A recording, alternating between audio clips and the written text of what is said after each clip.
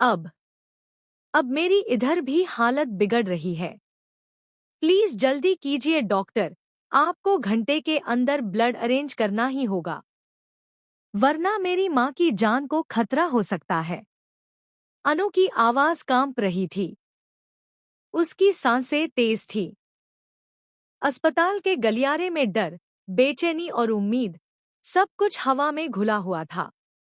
Doctor ने गंभीर चेहरा बनाकर कहा, उनका ब्लड ग्रुप ओ नेगेटिव है और यह बहुत मुश्किल से मिलता है।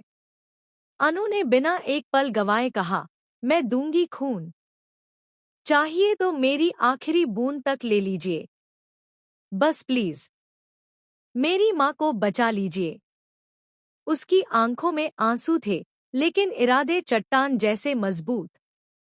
लेकिन असली तूफान तो इसके बाद आने वाला था। सीरियल तुमसे तुम तक ने इस बार जो ट्विस्ट रखा था, वह किसी ने सोचा भी नहीं था। इस बार सच बोलने वाली थी आर्य की माँ खुद। वह सच जो अब तक किसी के गले नहीं उतरा था। वह सच जिसके सामने आते ही पूरे घर की नींव हिलने वाली थी। असल में जो एक्सीडेंट हुआ था, वह किसी और ने नहीं, बल्कि रघुपति ने किया था। हाँ, वही रघुपति, जिस पर किसी को जरा सा भी शक नहीं था। आर्य की माँ ने अपनी आंखों से उसे गाड़ी में देखा था। पर यह सब हुआ कैसे? क्यों? उसकी क्या मजबूरी थी? या फिर यह सब किसी चाल का हिस्सा था? चलिए कहानी को शुरू से समझते हैं। उस रात जब माँ अनु से मिलने जाना चाहती थी, उन्होंने पहले उसे फोन किया। आवाज में एक अजीब सा तनाव था।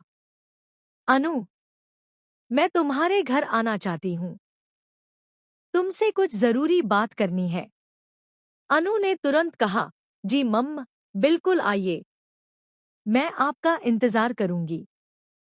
फिर माँ ने धीमे से कहा, पर एक बात, यह किसी को मत बताना, यह हमारा छोटा सा सीक्रेट रहेगा।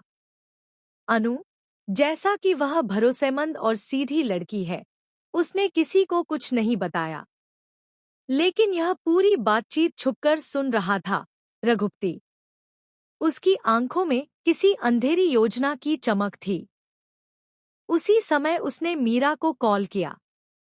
मीरा, आर्य की माँ अनु से मिलने जा रही हैं।